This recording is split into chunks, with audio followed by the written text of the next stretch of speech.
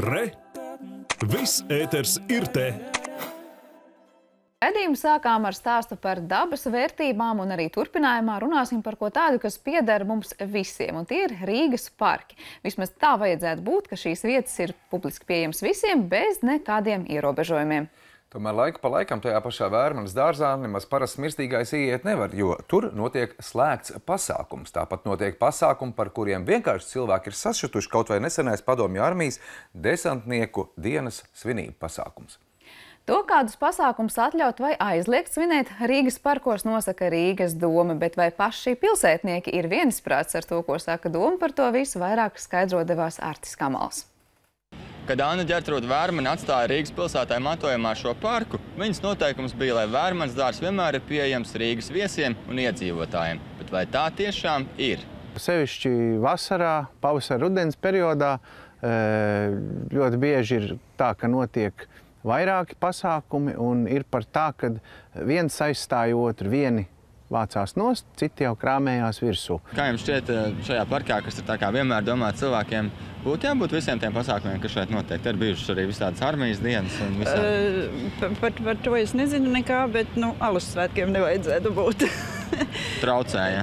Neteiksim, ka traucē, bet vai Rīgas centrā. Tas tāds mans personisks ir, jo tagad ceriet, kur gribiet, bet ne Rīgas centrā.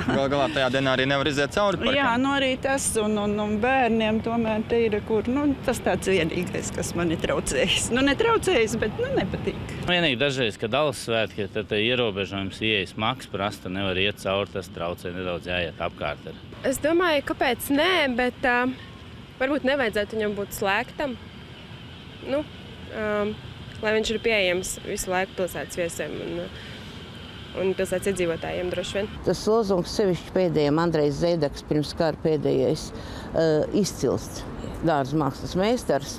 Viņš teica, katrs kvadrātmetrs, kas te ir parkā, tas ir vajadzīgs cilvēkiem. Vērmanas dārzu atklāja 1817. gada 8. jūnijā. Toreiz parks vēl nebija tik plašs kā mūsdienās, bet tik un tā tajā atradās vieta 2100 dažādiem kokiem un krūmiem. Parka popularitāti vairoja minerālūdens iestāde. Šajā parkā, teiksim, tā bija minerālūdeņa iestāde, kur cienāja cilvēks ar minerālūdeni pa naudu.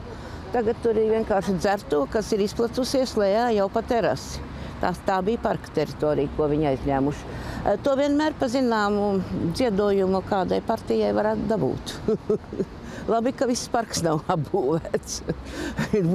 Ja restorāniem būtu viss parks, būtu ļoti naudīga vieta. Tā kā Vērmanas dārzs ir viens no populārākajiem parkiem galvaspilsētā, šeit bieži notiek arī publiski pasākumi. Arī tādi, par kuriem daudz nav viensprāts, piemēram, Padomju armijas svētki, praids vai alus svētki. Īsti pareizi tā nav.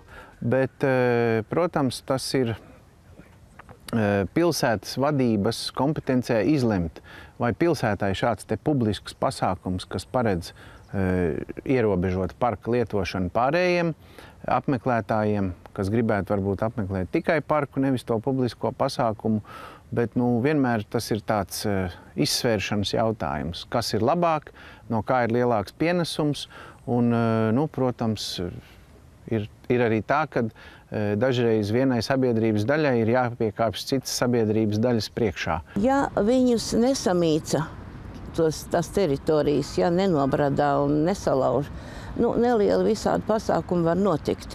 Bet tiem, kas ir biznesmeņi, viņiem vajag, lai ļoti daudz redz, lai ļoti daudz nāk klāt un lai var nopelnīt lielu naudu. Uz kā rēķina? Uz parka rēķina. Tanī brīdī, kad tas pasākums notiek pa visu parku, tad cilvēkiem viņš vairs nav pieejams. Estrāde ir uz augšā. Tur var taisīt pasākums, cik tik uziet. No rīta līdz vakaram, ja nav koncerti. Bet aizņemts parka teritorija ar visādām izklaidēm, tas ir pilnīgi nepareizi. Tas ir domāts cilvēkiem, nevis kādam, lai pelnītu. Vērmanas dārzā savu privāto pasākumu var norganizēt kurš to vēlas, ja vien saņem atļauju no Rīgas domas, taču ne katram pasākumam tiekot dota zaļā gaisma.